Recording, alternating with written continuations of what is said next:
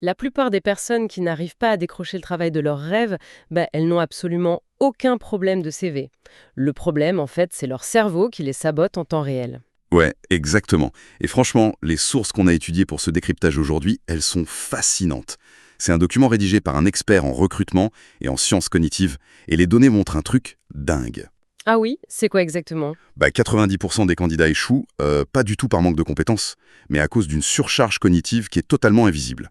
Ce qui se passe à la seconde où quelqu'un s'assoit face à un recruteur, c'est presque de la neurologie pure. Et c'est hyper contre-intuitif parce que on a toujours cette impression que le recrutement, c'est une science super rationnelle basée sur des faits. Pour bien comprendre cette mécanique invisible, notre source propose un cas d'étude super concret. On va prendre un candidat type qu'on va appeler Thomas. Ouais, très bon exemple, Thomas. Donc Thomas, il a 27 ans, il a 3 ans d'expérience, et sur le papier, c'est le profil absolument parfait pour ce poste d'assistant RH dans une PME. Et face à lui, il y a Sarah, une recruteuse chevronnée. C'est ça, le genre de recruteuse qui ne s'arrête pas aux apparences. Elle traque vraiment les signaux comportementaux. Exactement. Et là, l'entretien de Thomas va virer à la catastrophe, mais de manière tellement subtile qu'en sortant, il ne saura même pas pourquoi il a échoué. Et c'est là tout l'enjeu de notre analyse aujourd'hui. Pour tous ceux qui nous écoutent et qui ont pu se sentir complètement paralysés professionnellement, il faut comprendre une chose fondamentale. Rater ce genre d'exercice, c'est pas un aveu de faiblesse ou d'incompétence. C'est rassurant de se dire ça. Totalement. C'est en fait une question de bande passante cognitive. C'est l'incapacité momentanée du cerveau à traiter des informations complexes sous la pression d'une évaluation sociale. Alors plongeons tout de suite dans le vif du sujet avec la toute première interaction. L'entretien commence et Sarah pose la question la plus banale, mais aussi la plus redoutée au monde. Parlez-moi de vous. La fameuse. Ouais, la fameuse. Et la réaction de Thomas est immédiate. Il se lance dans un monologue sans fin. Il détaille tout, sa licence, son master, un stage dans une entreprise de transport, la découverte de la paie, le logiciel spécifique qu'il utilisait, le nom des clients. Il respire plus, quoi. Mais c'est ça, il parle extrêmement vite, sans faire de pause pour respirer, et finit par même plus regarder Sarah. Mais attends, laisse-moi jouer l'avocat du diable une seconde. Vas-y. N'est-ce pas exactement ce qu'on est censé faire? Prouver qu'on a de l'expérience en montrant vraiment tout ce qu'on sait faire. C'est l'intuition première de presque tout le monde. Et c'est ce que la psychologie appelle le biais d'exhaustivité. Le biais d'exhaustivité. Ouais. Sous l'effet du stress, le cerveau de Thomas interprète la situation comme une menace. Il se dit en gros, si j'omets un seul petit détail de mon parcours, la recruteuse va me juger incomplet ou incompétent. Ah, je vois. Donc pour se rassurer, il active un mécanisme de défense, c'est le déballage massif. C'est un peu comme, partir en week-end de 2 jours et bourrer sa valise avec toute sa garde-robe par pure angoisse de manquer d'un pull. C'est exactement ça. Le problème, c'est qu'arriver sur place, c'est le chaos dans la valise et on trouve plus rien. C'est une excellente métaphore physique pour un phénomène mental. Mais il faut se placer du côté du cerveau de Sarah, la recruteuse. Elle aussi, elle a une charge cognitive limitée. Bien sûr. Quand Thomas lui jette au visage 25 informations par minute, le cerveau de Sarah doit faire un effort colossal pour trier ce qui est pertinent de ce qui ne l'est pas. Ça doit être épuisant pour elle. Ça l'est. En sciences cognitives, on appelle ça le ratio signal-bruit. Le signal, c'est l'information utile, le bruit, c'est tout le reste. Thomas génère tellement de bruit qu'il noie son propre signal. Et donc Sarah, elle retient même pas la compétence de Thomas. Elle ressent juste de l'épuisement à l'écouter. Pire que ça, en fait. Le cerveau de Sarah va attribuer cet effort de compréhension à la personnalité de Thomas. Aïe. Elle va pas se dire qu'il est juste stressé. Elle va conclure, il est incapable de synthétiser, il manque de discernement et de structure. C'est radical. Ouais. La réponse recommandée dans nos sources, elle est cliniquement précise. 2 à 3 phrases suffisent. Genre, je suis assistant RH avec 3 ans d'expérience, c'est ça? Voilà. Récemment, j'ai piloté un projet de logiciel de paie, ce qui m'a donné envie d'évoluer vers une structure comme la vôtre. Point. C'est un ancrage parfait. Le cerveau de la recruteuse a ses jalons, il est rassuré. D'accord, je comprends la mécanique. Sauf que ce besoin compulsif de tout justifier va entraîner Thomas vers une pente beaucoup plus dangereuse. Ah oui, la suite est douloureuse. Juste après, Sarah lui demande pourquoi il souhaite quitter son poste actuel. Et là, c'est la glissade totale. Thomas commence à critiquer subtilement son ancien employeur. L'erreur classique. Il utilise des formules genre l'environnement n'est plus très sain, il évoque des décisions managériales incohérentes. Mais attends, je t'arrête là-dessus, parce que pour moi, ça pose un vrai problème. Lequel? On vit dans une époque où l'on prône l'authenticité, la transparence. Si l'ancien manager de Thomas était vraiment toxique, pourquoi devrait-il le cacher? Mentir, c'est pas un pire calcul finalement. C'est une objection très légitime, c'est sûr. Mais il faut déconnecter la notion de vérité de la notion de traitement de l'information par le recruteur. Comment ça? Ce qui se joue ici, c'est pas un tribunal de la vérité. C'est l'évaluation d'un risque futur. Ce que Thomas fait à cet instant précis, c'est succomber au biais de justification émotionnelle. Le biais de justification émotionnelle, d'accord. Rompre un contrat, c'est hyper anxiogène. Thomas a besoin de se rassurer lui-même sur le fait qu'il fait le bon choix. En fait, il parle plus à Sarah, il se parle à lui-même pour légitimer sa fuite. Donc, en voulant se prouver à lui-même qu'il n'est pas le méchant de l'histoire, il allume carrément un feu rouge chez la recruteuse. Totalement. Parce que le cerveau de Sarah, lui, il est programmé pour détecter les risques comportementaux. Logique. Quand elle entend Thomas critiquer son boss, elle se dit pas « Oh, le pauvre Thomas, il a souffert ». Elle active ce qu'on appelle l'erreur fondamentale d'attribution. Et ça veut dire quoi concrètement? Ça veut dire qu'elle se dit « Si cet homme est en conflit avec sa hiérarchie aujourd'hui, il sera très probablement en conflit avec moi demain ». Il devient une menace potentielle pour l'écosystème de l'entreprise. C'est fascinant, mais c'est terrifiant à la fois. L'honnêteté mal canalisée, ça devient une arme de destruction massive pour sa propre candidature. C'est exactement ça. Le document propose d'ailleurs une formulation complètement neutre pour corriger ça, quelque chose comme « j'ai beaucoup appris, mais le contexte actuel de transformation ne correspond plus à ce que je recherche. C'est chirurgical. Ouais, on coupe l'affect pour rester factuel. » Et ça marche mieux. Absolument. L'absence d'émotions négatives dans la réponse prouve une maîtrise de soi, ce qui est perçu comme une compétence professionnelle majeure. Ce qui nous amène à une dynamique presque opposée dans cette analyse, mais qui est tout aussi destructrice. On a vu Thomas parler beaucoup trop. Oui, le déluge d'informations. Mais soudainement, quand Sarah commence à exiger des preuves concrètes, il s'évapore complètement. Elle lui demande quels sont ses points forts. Et là, il sort le dictionnaire des synonymes. C'est ça. Thomas, essayant de reprendre un peu confiance, il utilise tous les mots-clés possibles. Je suis très polyvalent, je suis adaptable, je maîtrise vraiment les ressources humaines. Du vin, quoi. Mais voilà, quand Sarah creuse et demande un résultat chiffré, c'est le néant. Il répond vaguement que ses managers étaient satisfaits. Pourquoi ça détruit sa crédibilité si vite? C'est pas normal d'utiliser des adjectifs pour se décrire. C'est le piège de l'illusion de compétence. Le cerveau du candidat confond l'intensité avec laquelle il ressent une compétence et la preuve matérielle de cette compétence. Ah, c'est intéressant. Pour Thomas, dire « je suis polyvalent », ça résonne très fort dans son esprit. Parce qu'il sait intimement qu'il a couru dans tous les sens pendant 3 ans. Mais pour le cerveau du recruteur, un adjectif, c'est juste une déclaration non vérifiée. Une déclaration non vérifiée, donc en gros, ça demande à Sarah de faire un acte de foi. Précisément. Et neurologiquement parlant, faire confiance à un inconnu, ça demande de l'énergie. Il y a un concept clé ici qui est l'heuristique de fluidité. L'heuristique de fluidité. Ouais.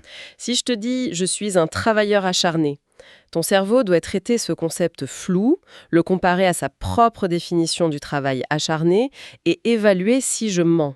C'est fatigant. Alors que des faits, c'est direct. Voilà. Si je dis « j'ai recruté 40 personnes en 6 mois », ton cerveau a rien à traduire, le chiffre est un fait accompli. La charge cognitive pour me croire, elle est de 0. Une seule preuve concrète remplace instantanément 1000 adjectifs évasifs. C'est une vraie révélation, ça. Les adjectifs sont carrément perçus comme une tentative de dissimulation. Et cette incapacité à fournir du concret, ça s'aggrave lourdement lors de la fameuse mise en situation. Ah oui, le moment de vérité. Sarah demande à Thomas de raconter une situation complexe qu'il a dû gérer. Et là, on s'attend à une anecdote croustillante, à un vrai storytelling. Avec un début, un milieu, une fin. Exactement. Mais Thomas, il reste perché dans les nuages. Il dit des trucs comme globalement, j'écoute les gens, j'essaye de trouver un compromis, je reste calme. C'est catastrophique. Il n'y a ni décor, ni action claire, ni résolution. Comment quelqu'un qui a vraiment 3 ans d'expérience peut-il oublier sa propre vie professionnelle à ce moment-là? C'est peut-être le point le plus important de toute notre exploration aujourd'hui. C'est purement un problème de mémoire de travail. De mémoire de travail, c'est-à-dire? Ce qu'on pourrait comparer à la mémoire vive, la RAM d'un ordinateur, l'environnement de l'entretien est perçu comme hostile pour le cerveau. D'accord. Donc, la RAM de Thomas, elle est utilisée à 95%, juste pour gérer son rythme cardiaque, analyser le visage de Sarah pour voir si elle sourit, et formuler des phrases grammaticalement correctes. C'est pour ça que son esprit a l'air de planter. Il a trop d'onglets ouverts en même temps. Parfaitement. Il n'a littéralement plus la puissance de calcul nécessaire pour aller fouiller dans son disque dur, donc sa mémoire à long terme, pour retrouver l'anecdote précise du conflit de février 2023. Il n'a pas l'énergie d'extraire les détails. Non, et encore moins de les structurer chronologiquement. Le cerveau opte donc pour la solution qui demande le moins d'énergie de traitement, les généralités vides. Ça explique tellement de choses. C'est ce fameux phénomène, tu sais, ce sentiment de honte quand on sort d'un entretien, qu'on s'assoit dans le métro. Les sprays d'escalier. Voilà, et soudainement, la réponse parfaite nous frappe. On se dit, mais quel idiot, pourquoi j'ai pas parlé du dossier Dupont? En fait, on n'est pas idiot, c'est juste que la pression est redescendue, la RAM s'est libérée et le cerveau a de nouveau accès aux archives. C'est exactement l'explication scientifique. Et c'est pour ça que la préparation d'un échange professionnel, c'est pas une révision de CV. Le CV, c'est le passé. Donc il faut préparer quoi? La préparation, c'est créer des raccourcis sur le bureau de votre ordinateur mental. Il faut préstructurer ces anecdotes sous un format action, réaction, résultat, avant d'entrer dans la pièce. Pour que ça demande zéro effort de recherche. Exactement. Si l'histoire est déjà chargée en mémoire vive, le stress ne pourra pas vous en couper l'accès. La solution donnée par nos sources est d'ailleurs limpide. Thomas aurait dû dire un salarié contestait son contrat, j'ai repris les éléments juridiques, j'ai organisé une médiation et on a signé un avenant. C'est un mini-film. Voilà, le recruteur peut le voir, mais avançons, car la situation de Thomas devient de plus en plus inconfortable. Le pauvre, c'est pas fini. Non, il arrive la question qui terrorise absolument tout le monde. Les prétentions salariales. Thomas regarde par terre, il hésite et lâche un pénible. Alors, je suis ouvert, ça dépend du poste, entre 30 et 35 à discuter. La pire réponse possible. Mais pour moi, c'est un réflexe hyper humain de prudence. Il veut pas froisser Sarah. Il tâte le terrain pour ne pas voir la porte se refermer. Pourquoi cette prudence se retourne-t-elle contre lui? Parce qu'en psychologie de la négociation, l'hésitation détruit l'ancrage. Le cerveau humain fonctionne beaucoup avec le biais d'ancrage. C'est-à-dire que le premier chiffre compte double. C'est ça. La première information chiffrée donnée, elle sert de point de référence absolu pour toute la discussion. En bégayant et en donnant une fourchette floue accompagnée de justification, Thomas n'envoie pas un signal de flexibilité. Il envoie quoi alors? Il envoie un signal d'ignorance de sa propre valeur sur le marché. Ah ouais. Il dit implicitement « je sais pas ce que je vaux, alors dites-le moi ». Et le recruteur interprète cette posture comme un manque d'assurance globale.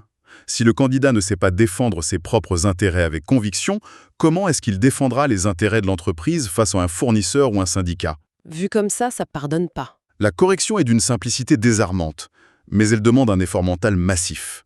Il faut donner son chiffre avec aplomb et se taire. Juste se taire? Oui, je me situe entre 32 et 35, selon le périmètre. Et stop. Le silence qui suit, c'est la preuve d'une solidité psychologique. Le silence comme arme de négociation, c'est hyper puissant. Mais on sent que cette accumulation de petits échecs commence vraiment à fissurer l'armure de Thomas. Et Sarah, qui est expérimentée, elle va tester cette faille. Elle va appuyer là où ça fait mal. Elle dégaine une question de mise en situation assez agressive. Et si demain, votre manager vous dit que votre travail n'est pas à la hauteur, comment réagissez-vous? Aïe! La réaction de Thomas est totalement épidermique. Il se redresse sur sa chaise, il se braque et répond « ça serait très surprenant, ça ne m'est jamais arrivé.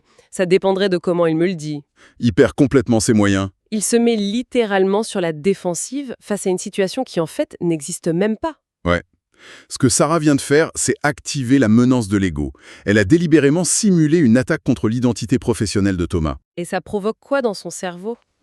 Sans un script mental préparé pour accueillir la critique, le cortex préfrontal, donc la zone logique, est totalement déconnecté. C'est débranché. Complètement. C'est son système limbique, le siège des émotions primaires et de la survie, qui prend le contrôle. Le cerveau reptilien se sent attaqué, donc il se défend. C'est fou de se dire qu'une simple question hypothétique provoque une véritable réaction de survie physiologique. C'est pour ça qu'il a besoin de s'inventer des excuses et de remettre la faute sur le manager virtuel. Il veut protéger son identité à tout prix. Et j'imagine que pour la recruteuse, c'est rédhibitoire, hein. C'est une alerte rouge majeure. Sarah cherche à évaluer sa résilience émotionnelle, sa capacité à séparer son ego de son travail. Ce qu'il n'arrive pas à faire du tout. Non. La réponse d'un candidat maître de lui-même désamorce immédiatement l'émotion. Il dirait par exemple « Je demanderai un feedback précis pour comprendre mes erreurs et corriger le tir rapidement ». C'est clair et posé. Cette réponse montre que la personne perçoit la critique comme une donnée technique à traiter, et non pas comme une agression personnelle. Cette perte de contrôle émotionnel, Ça se traduit aussi physiquement, c'est inévitable. Les notes de l'expert soulignent la détérioration du langage corporel de Thomas. C'est très visible de l'extérieur. Au début, il était souriant. Et plus l'entretien avance, plus ses épaules rentrent, son regard fuit, ses mains se crispent. C'est la physiologie qui trahit la dissonance cognitive interne, non? Absolument. Le corps ne peut pas cacher l'épuisement du cerveau. Et cet épuisement atteint son paroxysme à la fin de la rencontre. C'est le coup de grâce. L'entretien touche à sa fin, Sarah ferme son carnet et pose l'ultime question de courtoisie. Avez-vous des questions pour moi? C'est le moment de briller, en principe. C'est l'opportunité de montrer qu'on a de la vision. Exactement. Et là, Thomas lâche un « pauvre ». Non, je pense que vous avez été très clair, tout me semble ok. Il scelle son propre cercueil professionnel. Mais est-il juste désintéressé? Pas du tout. C'est la question que je me posais. Un recruteur normal se dirait « ce gars manque de curiosité, il s'en fiche de mon entreprise ». Mais après tout ce qu'on vient de voir sur la charge cognitive, je suppose que l'explication est bien plus mécanique. Elle est totalement mécanique. C'est ce que les cogniticiens appellent le biais de clôture, qui est lié à l'épuisement de l'ego. L'épuisement de l'ego. Ouais. Après 45 minutes d'une intensité cérébrale extrême, où il a dû lutter contre lui-même, justifier ses peurs, survivre aux menaces de son ego, le réservoir de Thomas est vide. Zéro. Il est à sec. Son instinct primaire à cet instant précis ne cherche pas un emploi. Il cherche juste à fuir la pièce. Il veut mettre un terme à la source du stress. C'est le syndrome du marathonien qui s'écroule, 1 mètre avant la ligne d'arrivée, en oubliant de la franchir. C'est exactement ça. Poser une question de qualité, comme quels sont les enjeux RH critiques de votre entreprise pour les 6 prochains mois, ça exige de relancer la machine. De se projeter dans l'avenir. Voilà, de faire preuve d'empathie envers l'entreprise. Son cerveau en est tout simplement incapable à ce moment-là. Si on prend du recul sur toute cette analyse, le constat est quand même vertigineux. L'échec de Thomas n'a à aucun moment été lié à ses compétences réelles. Pas du tout. C'est quelqu'un qui sait faire de la paix, qui sait recruter, qui connaît la législation. Sur le terrain, ce serait sûrement un très bon employé. Mais ce que l'évaluation mesure, c'est pas le savoir-faire, c'est la capacité à structurer ce savoir-faire sous la pression sociale. Et c'est la grande leçon de ces documents. Les recruteurs de haut niveau ne regardent pas seulement ce qui est écrit sur le CV. Ils lisent entre les lignes du comportement. L'incapacité à être concis, le besoin de critiquer le passé, le flou des mots utilisés, la paralysie corporelle. Tout cela est traduit comme un manque de maturité émotionnelle et professionnelle. Pour toutes les personnes qui vivent ces blocages en entretien, cette grille de lecture devrait agir comme un immense soulagement, je trouve. Si les choses ne se passent pas comme prévu, c'est pas que l'expérience acquise ne vaut rien. Surtout pas. Il ne faut pas jeter son CV à la poubelle ou douter de ses capacités techniques. La frontière entre le succès et l'échec, elle ne se situe pas dans le niveau de compétence, elle se situe dans la gestion de la bande passante mentale. C'est le vrai secret. C'est une histoire de préparation, de création de raccourcis cognitifs pour décharger le cerveau le jour J. C'est la clé de voûte. Répéter des échecs, ça indique pas du tout qu'il faut revoir ses ambitions à la baisse. Ça indique simplement que le cerveau sature en temps réel. C'est un problème de méthode, pas de valeur. Absolument.